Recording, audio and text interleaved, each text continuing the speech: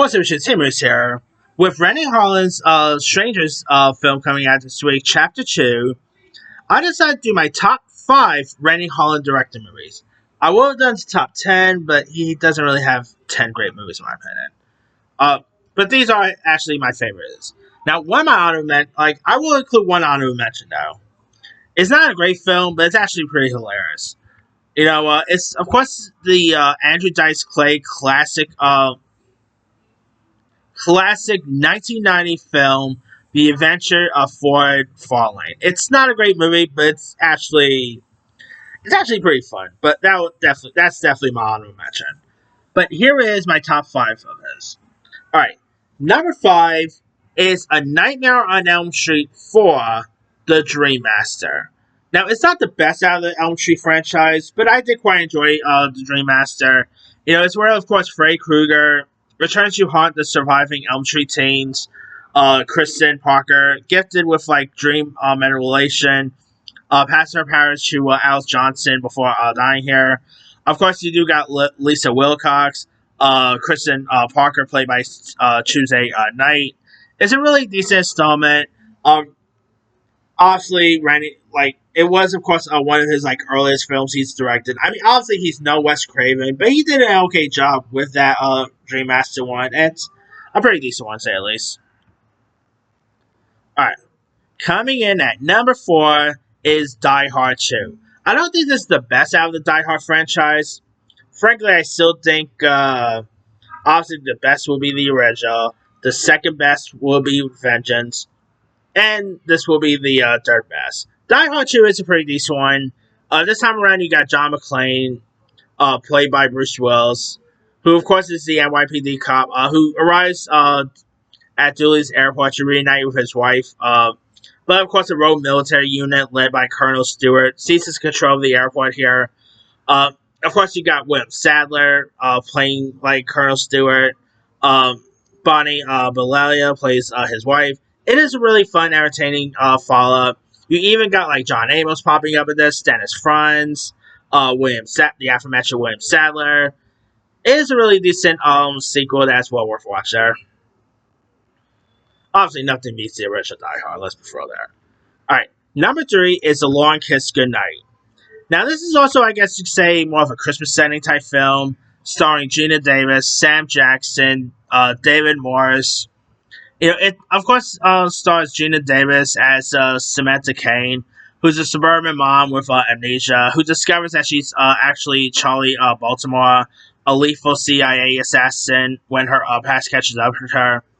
And she teams up with Samuel Jackson's Mitch Hennessy to uncover a government conspiracy here. And the movie is a lot of fun. It is 90s action at its core. Renny Harlin did a great job here. It's such a shame he doesn't do as great movies as he used to, but this was a really good one. Number 2 is Deep Blue Sea. Now, Deep Blue Sea, of course, is maybe one of the best shark movies, not named Jaws. Deep Blue Sea is great. It stars Sam Jackson, one of his most iconic death scenes, by the way. Every time I rewatch this, I still always jump out every time that scene comes up. If you definitely don't know it's coming, you'll definitely also jump up. But I always know it's coming, and I still jump every time I rewatch that thing.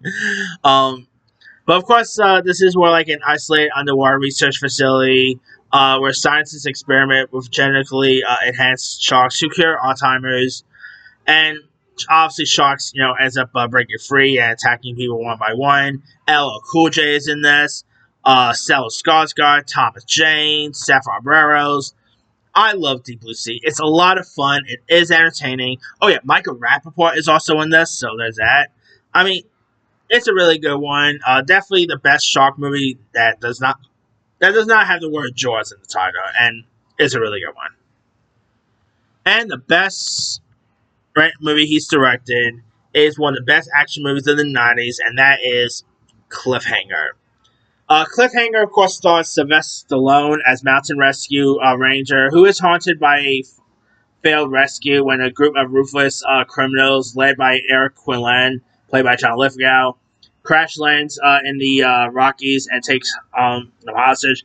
It's just Die Hard on a mountain.